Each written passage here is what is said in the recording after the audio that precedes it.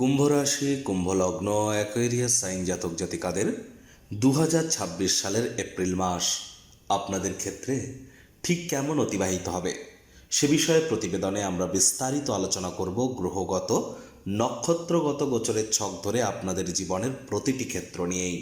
তবে তার আগে আপনাদের জানাবো 15ই এপ্রিল কিন্তু থাকছে 1433 বঙ্গাব্দের পয়লা বৈশাখ অর্থাৎ নববর্ষ। রাজযোগ চ্যানেলের তরফ থেকে আপনাদের সকলকে শুভ নববর্ষের অগ্রিম হার্দিক শুভেচ্ছা ও অভিনন্দন রইল। 19 তারিখ থাকছে অক্ষয় তৃতীয়া, আর এই মাসে কিন্তু আমরা মোহিনী এবং বরুথিনী একাদশীও পরিলক্ষিত করব। প্রতিবেদনটি কেন গুরুত্বপূর্ণ? প্রথমত, আপনাদের 7.5 তো এখনও চলছে, আর দ্বিতীয়ত গুরু বৃহস্পতি তিনি কিন্তু আপনাদের লাভভাবের মালিক, বর্তমানে কিন্তু মার্গী হয়েছেন।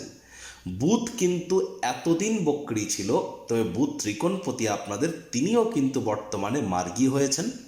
এ মাসেই আপনারা কিন্তু অঙ্গারক যোগ এবং জড়ত্ব যোগ থেকেও মুক্তি পাবেন। সূর্য শনির সংযোগ থেকে বেরিয়ে এসে সূর্যের মেষ সংক্রান্তি আমরা পরিলক্ষিত করব।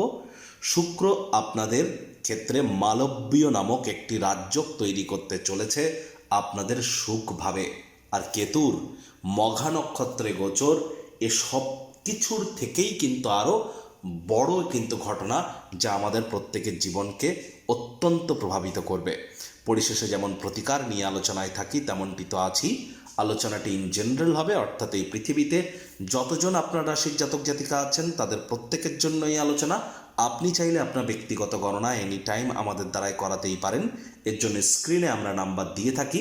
শনিবার রবিবার অফিসে এসে ফেস টু ফেস সাক্ষাৎ করতে পারেন, অথবা বাইফোন এনি টাইম কনসালটেন্সি আপনারা নিতেই পারেন।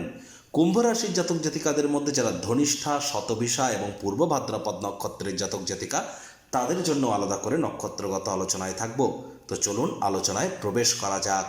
কুম্ভ রাশি, কুম্ভ লগ্ন, অ্যাকোয়ারিয়াস সাইন জাতক জাতিকারা কালপুরুষের রাশিচক্র অনুযায়ী একাদশতম রাশির আন্ডারে আপনারা পড়েন। আপনাদের রাশির মালিক গ্রহরাজ শনি মহারাজ। আর স্ক্রিনে আপনারা যে চার্টটি দেখতে পাচ্ছেন, এটি কুম্ভ রাশির জাতক জাতিকাদের 2026 সালের 1 এপ্রিল আপনাদের গ্রহগত গোচরের ছক ঠিক এমনটি কিন্তু দেখাবে। দেখুন, এখান থেকে প্রায় 1-1.5 মিনিট আমি যে আলোচনা করব সেটা অনেকের ক্ষেত্রেই কিন্তু জটিল বলে মনে হতে পারে, যাদের জ্যোতিষতাত্ত্বিক জ্ঞান কম। আর যারা সহজ সরল ভাষায় জানতে চান যে মাসটি আপনাদের ঠিক কেমন অতিবাহিত হবে, তারা এখান থেকে ভিডিওটি 1-1.5 মিনিট পর থেকে শুনুন।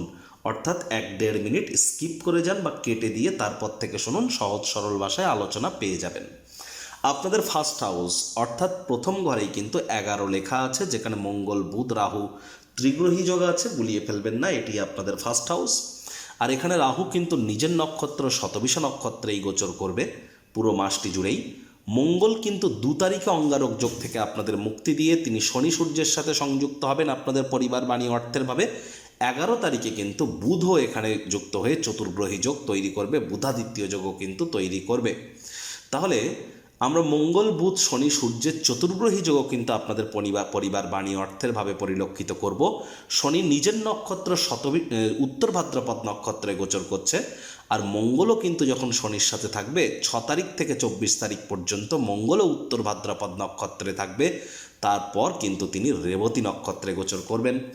আর সূর্য রেবতী নক্ষত্রে থাকলেও সূর্য কিন্তু 14 তারিখে কেতুন নক্ষত্র অশ্বিনী নক্ষত্রে গোচর করবে এবং মেষ সংক্রান্তি ঘটিয়ে শুক্রের সাথে সংযুক্ত হবে আপনাদের পরাক্রমের ভাবে এবং শুক্রাদিত্য যোগ তৈরি করবে।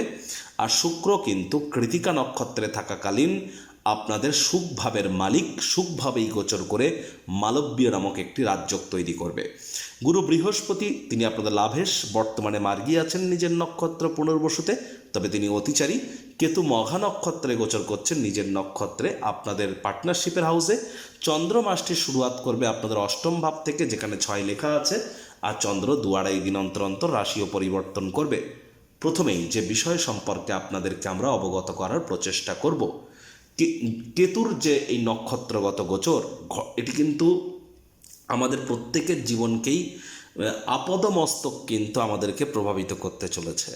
আমাদের শরীর থেকে শুরু করে মন, আমাদের ওভারঅল সমাজ, পরিবার, ব্যক্তিগত স্তরে কেতুর এই মঘা নক্ষত্রে গোচর অত্যন্ত প্রভাবিত করবে আমাদের প্রত্যেককে, কারণ কেতু নিজের নক্ষত্র মঘা নক্ষত্রে 18 বছর পর গোচর করছে এবং কেতু বর্তমানে সূর্যের গৃহে অবস্থান করছে। মঘা নক্ষত্র কেতুর হলেও মঘা নক্ষত্রের সিম্বল কিন্তু একটি সিংহাসন, যা সূর্যকেই কিন্তু নির্দেশ করে। সূর্যও 12 মাসের সাইকেল কমপ্লিট করে তিনি মেষ সংক্রান্তি ঘটাতে চলেছেন, আর তখন কিন্তু তিনিও নিজে কেতুর নক্ষত্র অশ্বিনী নক্ষত্রে গোচর করবেন। একটি জিনিস তো স্পষ্ট, অনেক কুম্ভ রাশির জাতক জাতিকাদের কিন্তু দাম্পত্য জীবনে সেই আগের মতো সুখ আর হয়তো নেই। অনেক কুম্ভ রাশির জাতক জাতিকাদের অবিবাহিত যারা আছেন বিবাহের ক্ষেত্রে বাধার যোগ পরিলক্ষিত করছি। দ্বিতীয় সন্তান প্রাপ্তির ক্ষেত্রে সমস্যা পরিলক্ষিত করছি। অনেক কুম্ভ রাশির জাতক জাতিকারা লক্ষ্য করবেন বিগত 1 বছর আপনাদের আগের তুলনায় একটু হলেও ইনকাম হয়তো কমেছে। আপনাদের মধ্যে অনেকেরই সাহস পরাক্রমে ঘাটতি দেখা দিয়েছে। কোনো না কোনো চোখের ত্বকের দাঁতের কোনো সমস্যা অথবা কোনো অজানা ভয় আপনাদের মধ্যে হয়তো কাজ করছে। এই ধরনের সমস্যার মধ্য দিয়ে আপনারা যাচ্ছিলেন। অনেকে আইনি জটিলতায় ফেসেছেন, স্বামীর সাথে অহেতুক তর্ক বিতর্ক বা অশান্তি বৃদ্ধি পাওয়া, বিজনেসে লোকসান হওয়া বা পার্টনারশিপ ক্রিয়াকলাপে লোকসানের সম্মুখীন হওয়া, এই ধরনের বিভিন্ন সমস্যার সম্মুখীন আপনারা কিন্তু হচ্ছিলেন। এবার কেতুর মঘা নক্ষত্রে গোচরের কারণে দাম্পত্য জীবনে আসতে চলেছে সুখ শান্তি সমৃদ্ধি। স্বামী স্ত্রী আপনারা নিজের পছন্দের যে ঘর বাঁধতে চাইছিলেন, এবার কিন্তু গার্হস্থ্য জীবনে আপনারা 10 কদম এগিয়ে যেতে চলেছেন। আইনি জটিলতায় ফেসে থাকলে সেখান থেকে মুক্তি প্রাপ্তি করবেন। বিজনেসে আপনাদের আয় ইনকাম বাড়বে, আপনাদের আয় ইনকামের নতুন পথ খুলে যেতে চলেছে। বয়সে বড় ব্যক্তিবর্গের দ্বারা উপকৃত হবেন, ব্যক্তিগত স্তরে উন্নতি হবে, সাহস পরাক্রম বাড়বে এবং ছোটোখাটো যাত্রা ভ্রমণের দ্বারা বন্ধুবান্ধব কাছের মানুষজনদের দ্বারাও আপনারা কিন্তু উপকৃত হবেন। বয়সে ছোট বড় সবার দ্বারাই আপনারা উপকৃত হতে চলেছেন। তবে এর জন্য আপনার জন্মছক বা ন্যাটাল চার্টে কেতু কিন্তু মজবুত পজিশনে থাকা চাই, এটি বাধ্যতামূলক। তাহলে জন্মছকও এখানে গুরুত্বপূর্ণ। আরও একটি জিনিস দেখুন, অনেক কুম্ভ রাশির জাতক জাতিকাদের ক্ষেত্রে বিগত প্রায় 1টা মাস ধরে আপনারা পরিলক্ষিত করছেন যেন কোনো কিছুই আপনার ভালো লাগছে না, অস্বস্তি ভাব আপনার মধ্যে আপনারা ফিল করছিলেন, অথবা মাথা যন্ত্রণা করা, চোটাঘাত লাগা, আলসেমি ভাব কাজ করা, দাম্পত্য জীবনে কলহ বৃদ্ধি পাওয়া, শ্বশুর শাশুড়ির সাথে মনোমালিন্য হওয়া, মায়ের সাথে মনোমালিন্য হওয়া, মায়ের তরফ থেকে একটু সুখ মিস করা, এর মধ্যে অনেক কিছুই আপনারা পরিলক্ষিত করছিলেন, হুটহাট করে রেগে যাচ্ছিলেন।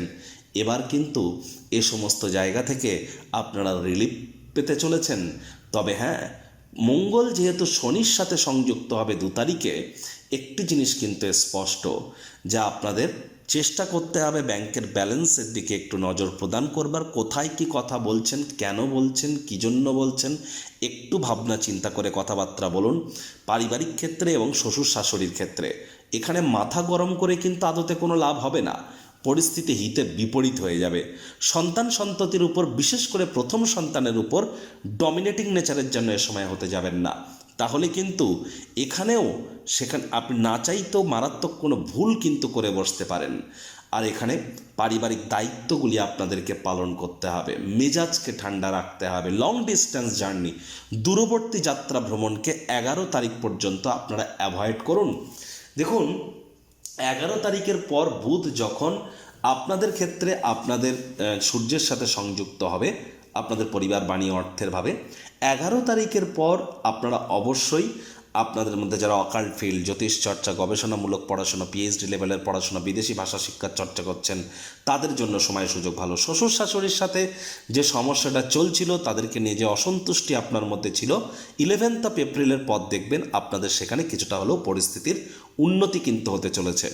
Share market, crypto market, commodity market, currency market, metal মার্কেটে যারা ট্রেডিং করতেন, খুচরো ব্যবসার সাথে যারা যুক্ত ছিলেন, মুখনিসৃত বাণীর দ্বারা যারা অর্থ উপার্জন করছিলেন, সিদ্ধান্তহীনতায় ভুগছিলেন, লোকসানের সম্মুখীন হচ্ছিলেন, 11 এপ্রিলের পর দেখবেন পরিস্থিতি আপনাদের ফরেই কিন্তু আসতে চলেছে। এ বিষয়ে কোনো সন্দেহের অবকাশ কিন্তু নেই।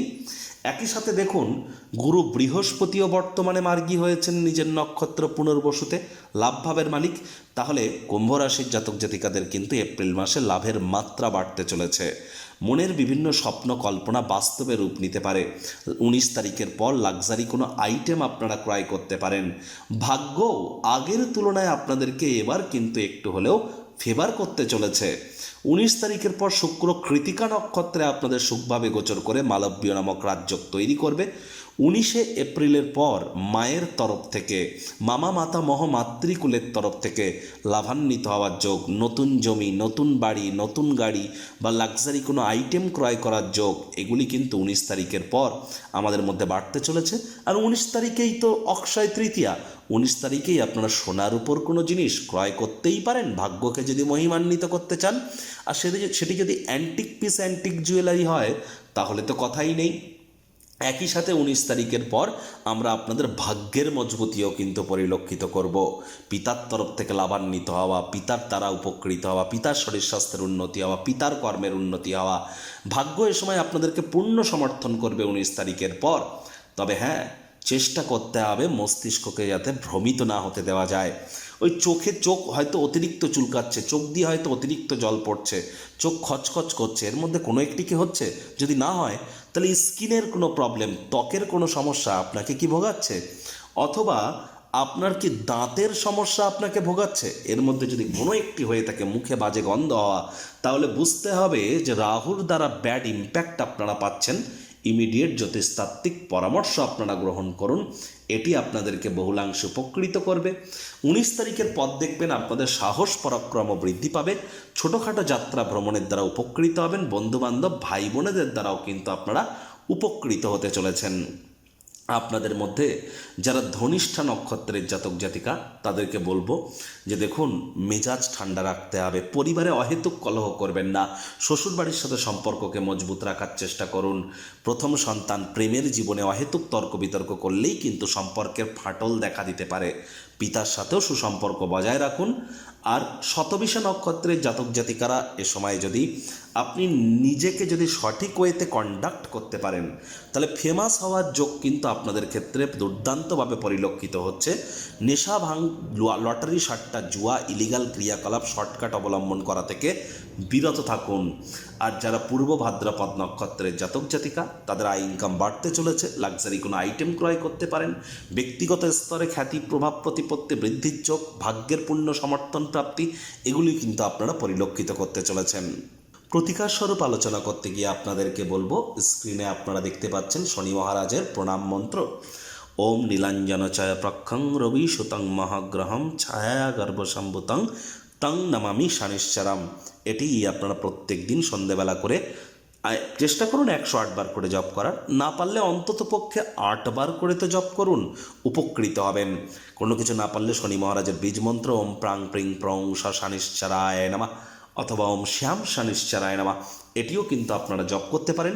শনিবার করে সরিষার তেল বেগুন খাবেন না। শনিবার করে সরিষার তেল বেগুন লবণ লোহা এগুলি কিনবেন না। শনিবার সাদা পরবেন না, রবিবার কালো পরবেন না। আর চেষ্টা করুন যতটা সম্ভব বাসি খাদ্য খাবারকে অ্যাভয়েড করা যায়। 7:30 কিন্তু এখনও চলছে।